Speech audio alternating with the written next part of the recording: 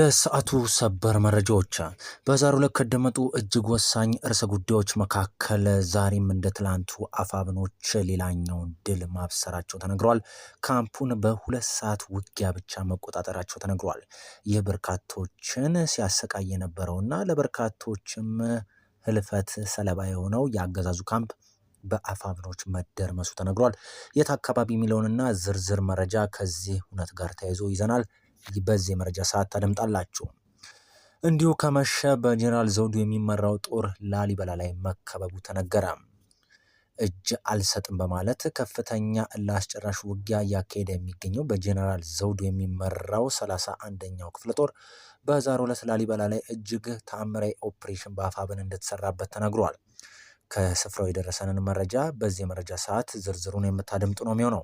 እንዲሁ በሌላ ወሳኝ መረጃም በትግራይ ያለው ነገር እጅግ አስከፊና ወደ ተካረረ መንገድ እያመራ መሆኑን እየወጡ ያሉት መረጃዎች ጠቁመዋል። ለመሆኑ ትግራይ አካባቢ የተሰማው ነገር ምንድን ነው የሚለውንና ተያይዞ እየወጡ ያሉትን መረጃዎች ከትግራይ አካባቢ ወደ እናንተ የማድረስ ነው የሚሆነው። በመጨረሻም መሀል ባህር ዳር ላይ ዋናው የደህንነት ሰው መመታቱ ተነግሯል። ይህ ማን ነው የሚለውንም በዝርዝር ከእውነቱ ጋር ምንዳስስ ነው የሚሆነው። ውድ ተመልካቾች እነዚህን መረጃዎች ጨምሮ በርካታ ሊደመጡና ወደ እናንተ ቢደርሱ ይጠቅማል ያልኳቸው ሌሎች አጫጭርና ወሳኝ መረጃዎችን ጨምሬ ለሚቀጥሉት ከ10 ደቂቃ በላይ ከኔ ጋር ስትቆዩ በዝርዝር ወደ እናንተ የማደርስ ነው የሚሆነው። በቅድሚያ ግን ለዚህ ቻናል አዲስ የሆናችሁ ቤተሰቦች ካላችሁ ይህ ሁሉ በእጄ መረጃ የተሰኘው ቻናላችን ነው። ሰብስክራይብ እንዲሁም ቪዲዮን ሲጀምሩ ላይክ እና ሼር በማድረግ እንዲሆን ከወዲሁ በአክብሮት እየጋበዝኩኝ በቀጥታ ወደ መረጃዎቼ የማቀና ነው የሚሆነው። በእኔ በኩል መልካም ቆይታን ተመኘውላችሁ።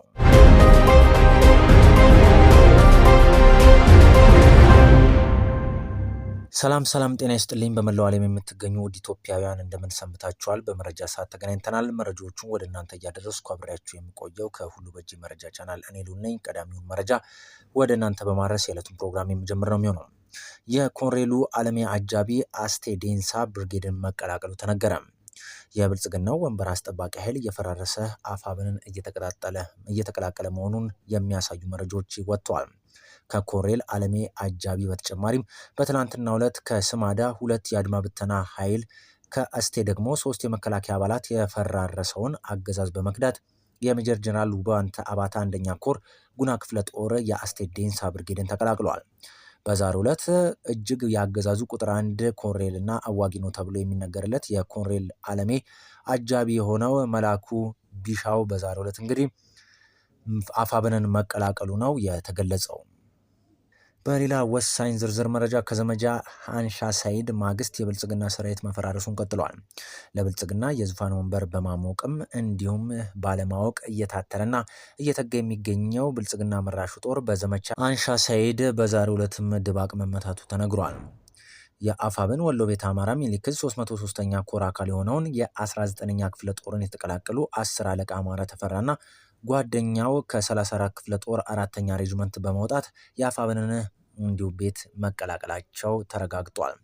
መከላከያ አሁን ባለው ቁመና የመዋጋት አቅም እንደሌለውና ሰራዊቱን በፍጹም መሰላቸትና በከባድ የስነ ልቦና ውድቀት ላይ እንደሚገኝም አብራርተዋል።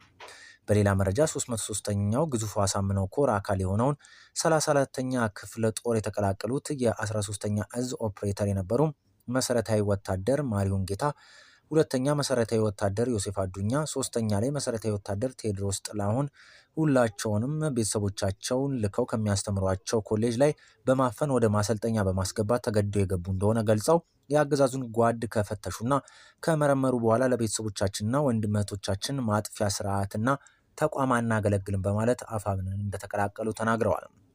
ስበው በማስከዳት ስርዓቱን ከማፍረስ ጋር ተያይዞም ከመስከረም 14 2018 ዓ.ም ዘመቻ አደም አሊ አባናደውን ጨምሮ ለተከታታይ 8 ወራት ከ850 በላይ ያገዛዙ ሰራዊት መከላከያ እንዲሁም አድማ ብተና ፖሊስ ሚሊሻና ስርዓቱን አገልጋይ ካቢኔ አባላት 303ኛ ግዙፉን አሳምነው ኮርን አፋብንን እየተቀላቀሉ ሲሆን አሁንም አልረፈደም እና ቀሪው አገዛዝ ሰራዊት በፍጥነት አፋብንን በመቀላቀል ህይወቱን እንዲታደግ ሲል የኮሩ ፖለቲካ መምሪያ ኃላፊ አርበኛ በሪሁን ደምሌው ጥሪ አቅርበዋል። ውድ ተመልካቾች በሌላ እጅግ ወሳኝ መረጃ ተጠናክሮ የቀጠለው የትግራዩ ሰቆቃ በአሁኑም ሰዓት እንደቀጠለ ነው። ህወሓት መንደር ለመንደር ወታደራዊ አፈሳውን አጠናክሮ መቀጠሉን የሚያሳዩ መረጃዎች እየወጡ ይገኛሉ። በቪዲዮዎቹም ላይ በርካታ ህዝብ በተሰበሰበበት ቦታ ፓትሮል እያስገባ በርካታ ወጣቶችን እያፈሰ ሲወስድ የሚያሳዩ ምስሎችም እየወጡ ነው የሚገኘው።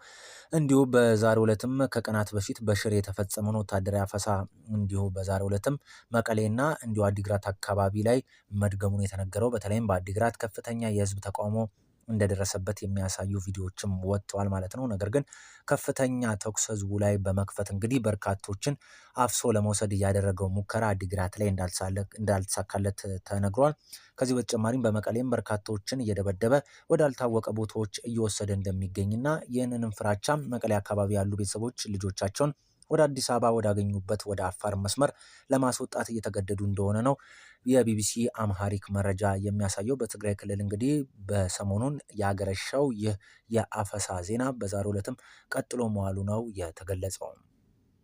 በሌላ ወሳኝ መረጃ በጄኔራል ዘውድ የሚመራው 31ኛ ክፍለ ጦር የሚመራው ጄኔራል ዘውዱ የሚመራው ማለት ነው ጦር በዛሬው ዕለት ላሊበላ ላይ መከበቡ ተነግሯል። በላሊበላው የነበረው ሰፊ አውደ ውጊያም በዛሬው ዕለት ድል እንዳልቀነው ተነግሯል። በበርካታ የላሊበላ ፋኖ አናብስቶችም ላሊበላ አካባቢ በዛሬው ዕለት ሰፍሮ የነበረውን ከ170 በላይ በቁጥር የሚጠጋውን በጄኔራል ዘውዱ የሚመራውን ይህን ጦር ገጥመው ነበረ። ከዚህ ጋር ተያይዞ ላሊበላ አካባቢ ላይም ከባድ የነበረ ሰብአዊ ኪሳራ አገዛዙ ቡድን ላይ ማድረሳቸውም ነው የተረጋገጠው። በዚህም በጄኔራል ዘውዱ የሚመራውና በኮሎኔል ሽመልስ አዋጊነት እየተዋጋ የነበረው ላሊበላ ላይ የአገዛዙ ጦር መከበቡ ተነግሯል። እስካሁን ድረስ ባለው መረጃ የተለያዩ መስመሮችን በመያዝ እንግዲህ ከላሊበላ ለመውጣት ያደረገው ጥረት እስካሁን ድረስ አልተሳካለትም። ውጊያው ግን አሁንም ድረስ እንደቀጠለ ነው መረጃዎች እያሳዩ የሚገኙት። ውድ ተመልካቾች ከዚህ ጋር ተያይዞ አዳዲስ የሚወጡ መረጃዎች ካሉ ወደ እናንተ በዝርዝር እንደማድረስ ቃል እየገባው